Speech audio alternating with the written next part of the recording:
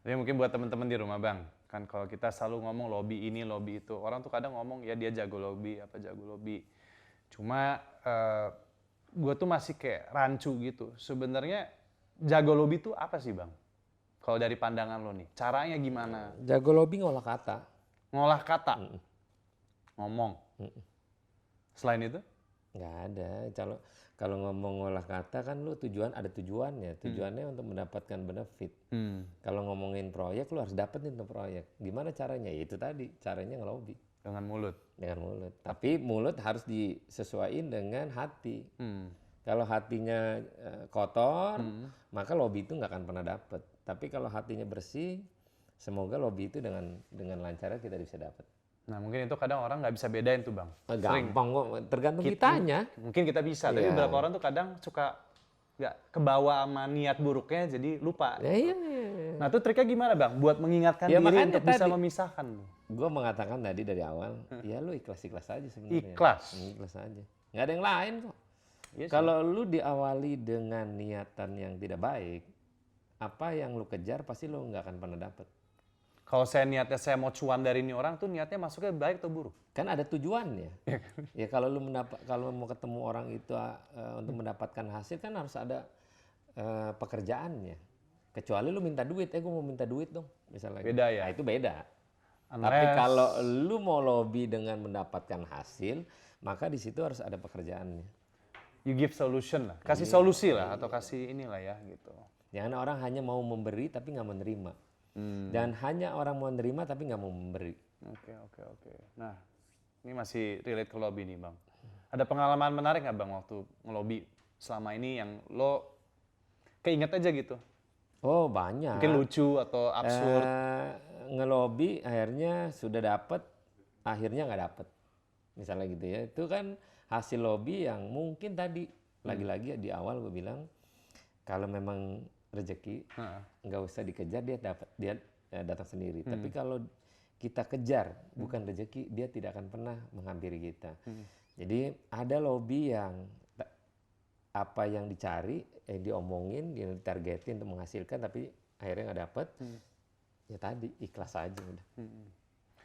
Jadi yang gue nangkep dari lo semua ini sebenarnya ngomongin lobby nih itu penting ya Bang ya? Penting. Banyak yang underestimate loh. Dan banyak orang gengsi gitu kayak, aduh gengsi ya nggak enak kayak gue belum nyampe situ gitu.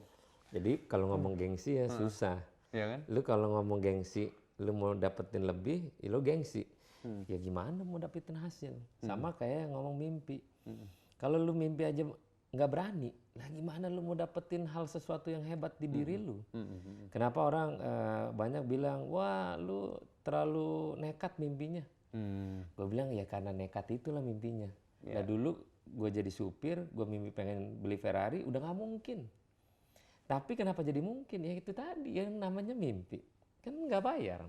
Ngomong apa aja lu selama ngomong gratis, why not? Tinggal cari cara. Waktu itu lo kepikiran sih cari cara atau udahlah gue jalanin aja gitu, flow aja gitu ya? Enggak, cara kan harus dilakuin. Kayak kita nyasar ke satu tempat jalan, kan harus ada jalan lain. Karena ada istilah banyak jalan menuju Roma. Nah itu kan kiasan.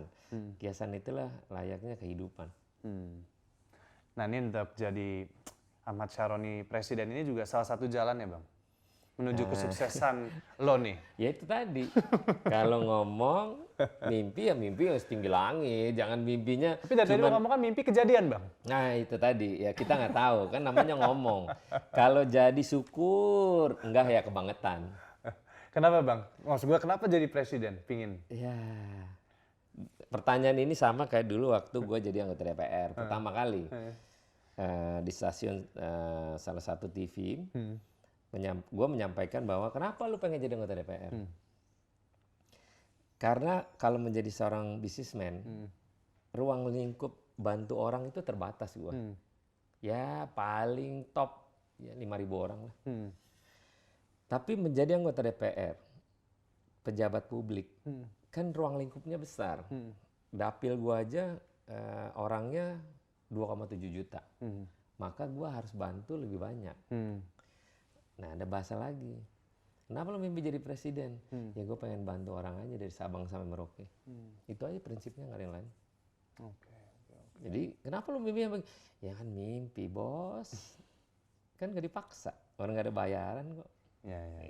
Jadi ya mimpi-mimpi seenak-enaknya aja lah. Oke. Jangan mimpi hanya cuman sebagai pengen punya mobil Mercy, ya jangan. Pengen mimpi punya mobil Bugatti, kayak gitu-gitu. Tapi kayak semangat Bang Roni tuh, semangat give back-nya tuh udah ada ya Bang ya kayaknya ya. Tadi kan lo pengen jadi DPR, lo pengen presiden, pengen bantu orang gitu kan. Apakah itu ya karena you remember lo berasal dari mana dan lo pengen membantu orang punya opportunity yang sama seperti itu kan? Ya kan kalau hanya ucapan tapi tidak dilakukan dan hanya mimpi tidak dilaksanain kan percuma. Makanya ada step-stepnya. Waktu pertanyaan yang tadi lo tanya, sebelum jadi anggota DPR, kenapa sih lu pengen jadi anggota DPR? Misalnya gitu. Nah sekarang posisinya beda lagi. Belum pada pertanyaan kenapa, kecuali gue udah dilantik jadi presiden. Nah kenapa waktu itu jadi mimpi jadi presiden? Kan itu berbalik lagi pertanyaannya. Iya, Nah nanti dijawab setelah gue jadi presiden beneran. Beneran Nah lu tanya nanti baru. Oke, tapi beneran Bang? Insya Allah. Insya Allah.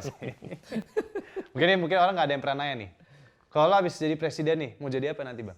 Jadi orang yang terbaik lah untuk Republik. Nggak ada kata lain. Dengan situasi yang konkret. Iya. Yang pasti kan menjadi leader kan harus menjadi konkret. Sama seseorang, lu menjadi owner di salah satu perusahaan. Kalau perusahaan yang nggak hebat, maka ownernya nggak hebat. Kalau ownernya hebat, perusahaannya pasti hebat. Keterkaitan. Makanya hidup ini ada dua katanya.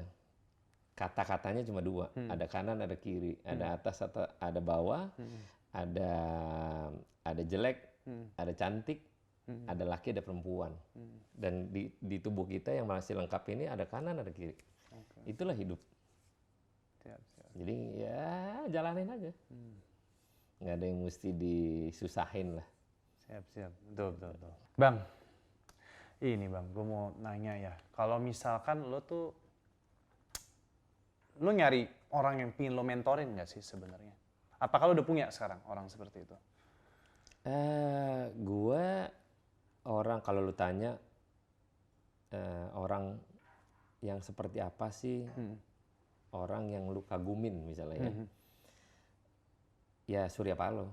Bukan berarti dia sebagai ketua umum partai gue.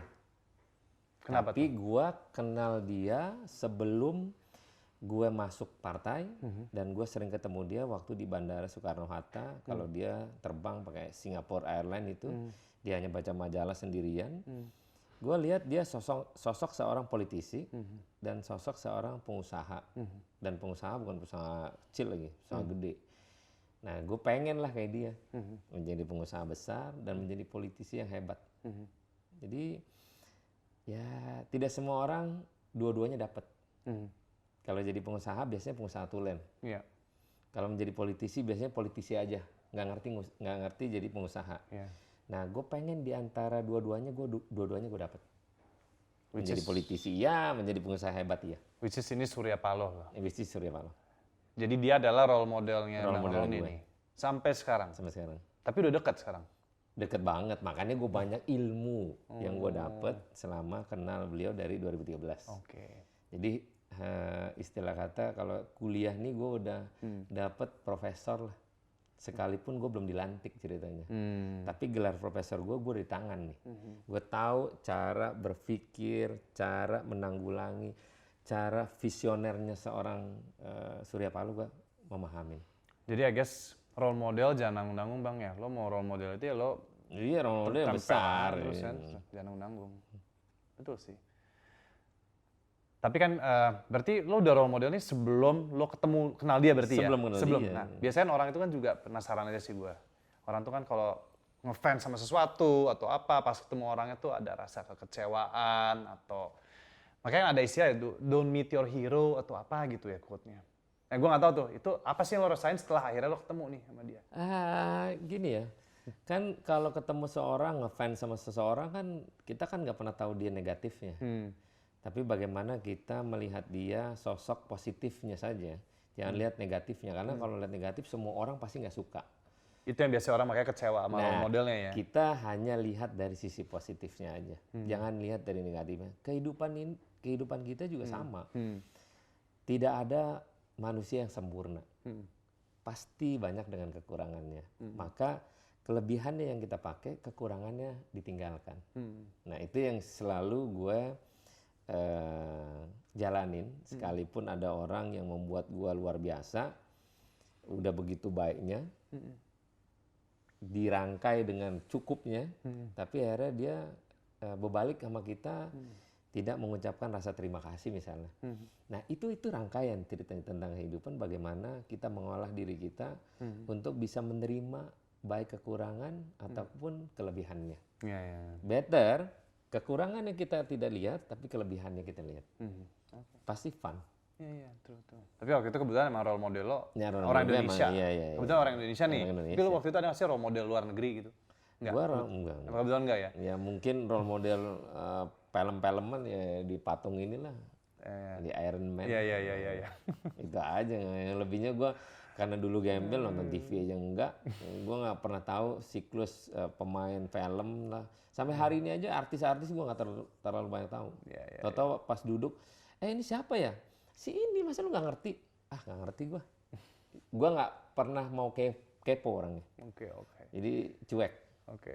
Jadi kalau gue nangkep memang kita sebagai ya profesional, entrepreneur atau ya kita menjadi lebih baik memang harus punya role model mungkin ya Bang ya. Harus punya patokan, gue tuh mau kayak siapa. Kadang orang bilang, ya gue mau kayak Bill Gates, ya silakan gitu kan. Lo mau kayak ya Prabowo, silakan. Surya Paloh, ya Bang Syaroni gitu kan, silakan. Tapi kan mungkin kalau di kondisi lo waktu itu tuh lumayan hoki nih Bang. Kayak ya kebetulan lo ada opportunity buat ketemu dia. Tapi gue penasaran nih buat temen-temen di rumah. Kalau mereka punya satu role model. Kira-kira tips apa sih yang lo pengen kasih tahu ke mereka? Apa yang harus dipelajari dari role model tersebut gitu, saran lo? Ya kalau role model boleh kita jadi acuan. Tapi siklus daripada kehidupan kita kan beda pasti. Nama aja udah beda, kehidupan dijalaninnya pasti beda. Tapi bagaimana kita mencapai atau ngefans seseorang untuk mencapai kayak seperti dia. Nah itu kan perlakuannya beda pasti. Nah tergantung usahanya kita. Kalau usahanya kitanya keras, mudah-mudahan apa yang kita mimpiin, kita capai pasti dapat. Nah supaya untuk menjadikan role model kepada orang yang kita lihat. Itu pedoman. Role model bukan berarti harus ngikutin semuanya, enggak. Nggak jiplak. Tapi caranya beda-beda. Gitu. Oke. Nah soalnya kan apa ya bahasanya ya? Kalau gue lihat kan lo kan juga banyak berteman nih, dan lo sempat bilang sama gue tadi adalah ya lo mau kaya, lo mau sukses, lo bergaul sama orang kaya dan sukses gitu Bang ya. Ya jadi gini, ini hiasan juga. Mau jadi orang kaya, mainnya sama orang kaya. Iya. Mau jadi ustadz, mainnya di pesantren. Mau jadi bandar narkoba, lu harus ngobat dulu, baru bertemu dengan bandar narkoba. Itu kiasan. Tapi ada yang menyalahartikan, ya situ enak udah kaya duluan, ya berkawan sama orang kaya. Lah dulu gembel masalahnya gue. Kenapa harus bergaul dengan orang kaya? Ya karena harus kita mengimajinasi kita pengen kayak dia, tapi dengan cara yang beda pasti. Tidak harus dengan yang sama. Oke. Itu proses jalan kehidupan pasti beda-beda. Mungkin yang paling penting ilangin mindsetnya kali Bang ya. Mindset untuk membatasi diri kalau kita belum nyampe situ atau apa gitu. Gini, mindset harus kita punya. Iya. Mindset dalam artian gitu kan bahasanya mindset bahasa Inggrisnya. Iya. Tapi bahasa Indonesia aja lah, lu harus punya mimpi, nggak boleh enggak. Nah, merubah mindset dengan kategori mimpi itu kan dua kosakata yang berbeda tapi tujuannya sama. Lu harus rubah pikirannya. Kalau pikirannya kotor mulu ya bagaimana? Sama kita doa. Kita juga doa harus fokus. Doa ya kalau gue dari dulu doanya pengen jadi orang kaya, nyenengin emak, bapak, kakek, nenek, om, tante, keluarga, saudara dan yang lainnya. Yang ruang lingkupnya gue. Maka fokus doanya itu aja terus ya itu terjadi. Dan maka kejadian gue harus jalanin apa yang gue mimpiin. Ya tadi bantu orang banyak. Karena semakin kita berikan kepada orang banyak, tidak akan pernah memiskinkan kita. Beda itu pedoman nih. Iya. Pedoman ini bisa dipakai kepada semua orang. Apapun agamanya. Apapun agama dan apapun caranya, Jenisnya, pokoknya give something that yang bisa membantu orang menjadi Iya. lebih inilah ya. Gitu. Oke. Bang, kadang kan pasti lo sering ditanya ada advice apa nggak buat orang biar mereka lebih sukses. Kalau gue nanyanya, lo ada advice apa nggak yang lo nggak pernah ngomong ke orang dan agak beda gitu bang? Ada nggak? Ya mungkin buat mereka bisa lebih maju dalam hidup. Kalau ngomong usaha kerja keras mah itu kan Standar ritual lah ya. alam. Iya. Tapi yang pertama adalah lu jangan pernah pandang orang sebelah mata. Yang pertama. Yes. Jangan pernah jahat dan jahatin orang lain. Dua, jangan pernah nyerah, jangan ada dendam, dan teruslah bermimpi. Udah itu aja deh, nggak ada yang lain. Kalau ngomong kerja itu mah harus, itu mah secara alam. Tapi ini prosedural awal, Iya. niatan yang di pikiran kita. Iya. Dan hati kita bersih, mulut kita bersih, semoga apa yang kita mau bisa kita raih. Oke. Siap kalau gitu Bang Roni. Thank you. Thank you banget udah undang ke rumahnya ketemu Bersama sama Ronnie Iron Man. Man. Ronnie Man. Ronnie Man. Oke nanti kita bisa bertemu lagi Bang. Siapa Terima tahu di saat Bang Roni jadi presiden, mungkin gue jadi menteri perekonomian, industri atau Menkominfo ya Bang ya. Iya, boleh lah. Kita mimpi aja nggak apa-apa. Booking dari sekarang nggak apa-apa. Kan mimpi gue ngomong dulu nih biar ya, aware. mimpi namanya. Oke kalau gitu Bang Roni, thank you banget. Terima kasih. Oke, kalau gitu guys, semoga tadi cerita Bang Roni bisa menyemangati kalian di rumah dan jangan lupa untuk saksikan sesi-sesi Well Share 2021 berikutnya. Kalau gitu, kita pamit dulu. Dadah.